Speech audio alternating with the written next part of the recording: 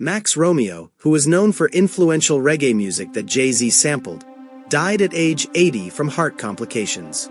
Legendary reggae artist Max Romeo has died at the age of 80, following heart complications. The influential Jamaican singer's death was confirmed via a statement shared on his social media accounts. The message read, "It is with deep sadness that we announce the passing of our beloved Max. We are deeply grateful for the outpouring of love and tributes, and kindly ask for privacy at this time. Legends never die." The artist, who was born as Maxwell Livingston Smith in 1944, ended up shaping generations with his music. Max started his career in the 1960s and raised eyebrows in 1968 when he released a single titled Wet Dream. The song, produced by Harry Robinson and Junior Smith, was deemed too sexually explicit and was banned from being broadcast by some networks, including the BBC. However, this failed to prevent interest in the song, and the track ended up rocketing up the charts in the UK, reaching the top 10.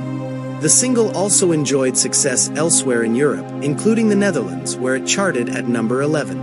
In a 2023 interview with YouTuber Teach Dem, Max revealed that the furor only encouraged him to record and release other singles with suggestive titles. Romeo defined the international rise of reggae with his 6-decade career. He became best known for hits like War Ina Babylon and Chase the Devil, and the latter even went on to be famously sampled by the Prodigy and Jay-Z.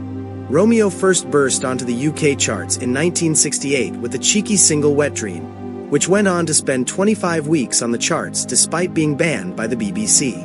He maintained that the song was simply about a leaky roof, even though it raised eyebrows with lyrics like, "Give the fanny to me." The reggae pioneer followed up with 2 standout albums, A Dream, 1969, and Let the Power Fall, 1971. The musician then finally achieved international acclaim with his 1976 album War Ina Babylon. This marked a turning point in his career, as he started to be listened to by global audiences, which opened the door for collaborations with other big artists. In 1978, Romeo moved to New York City and co-wrote a reggae musical that he also starred in. This was a creative way to demonstrate his musical prowess, and it paid off. 2 years later, he contributed vocals to the Rolling Stones' Dance. After the success of Wet Dream, the musician released 2 of his most iconic albums in quick succession, A Dream in 1969 and Let the Power Fall in 1971. But it wasn't until he released War Ina Babylon in 1976 that he became an international star, with the songs Chase the Devil and War Ina Babylon managing to break into the mainstream. In 1978, he moved to New York City and co-wrote and starred in the reggae musical. 2 years later, he did backing vocals on the Rolling Stones' Emotional Rescue track Dance, and Keith Richards later co-produced and played on Romeo's record Holding Out My Love to You. He began his musical career in Kingston in the mid-60s. He was originally a part of the vocal group The Emotions, who had a major impact on the Jamaican music scene at the time. Upon embarking on his solo career, he began to use music as an outlet for his political frustrations.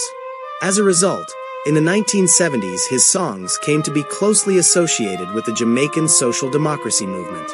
His song Let the Power Fall on I became a ballad for Jamaica's People's National Party during its successful 1972 election campaign, further cementing Romeo's stardom.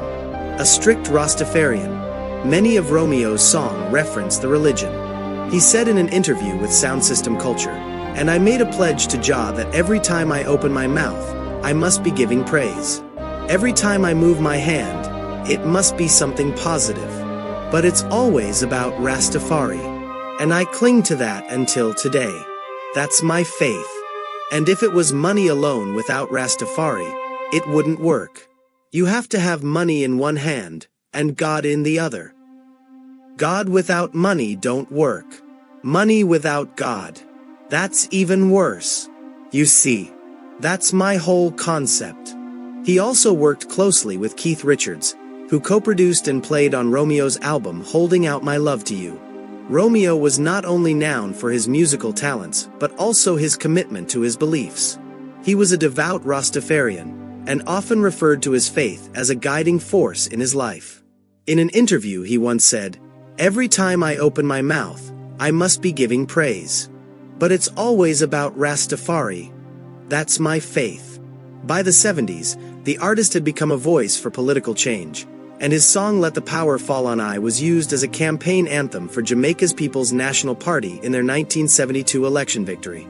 The highly influential artist is best remembered for his hits War Ina Babylon and Chase the Devil, the latter of which was memorably sampled by the Prodigy on Out of Space in 1992.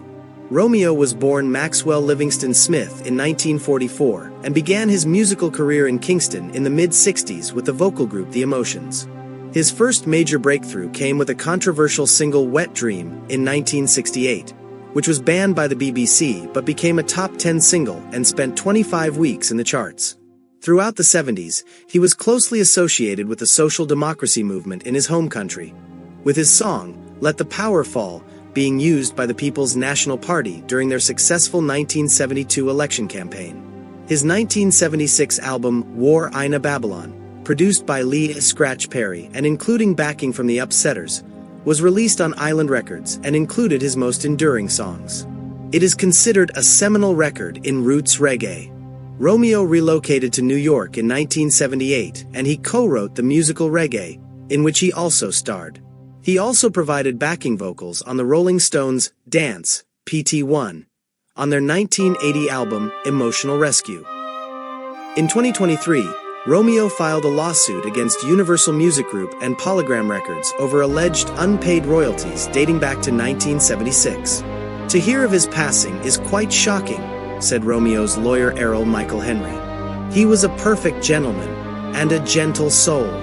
He had great love for his family, and he was a legend in his own right. You couldn't meet a nicer person, which makes the loss more difficult. More recently, Romeo made headlines in 2023 after filing a $15 million lawsuit against Universal Music Group and Polygram Publishing. He made allegations about not having been paid royalties in decades, adding, "After 47 years, I have exhausted every resource available to me to get this matter rectified." Tributes have been pouring in since news of the artist's passing. His lawyer, Errol Michael Henry, spoke of him fondly saying, "He was a perfect gentleman and a gentle soul. He had great love for his family, and he was a legend in his own right.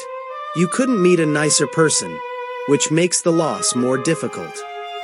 Having released music since the 1960s, Max stunned the music world in 2023 when he launched a lawsuit against Universal Music Group and Polygram Publishing Incorporated for $15 million, £12 million, claiming they had failed to pay him royalties for his work for more than 50 years.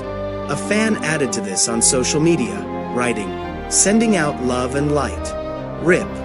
Another person added, "Remembering Max Romeo."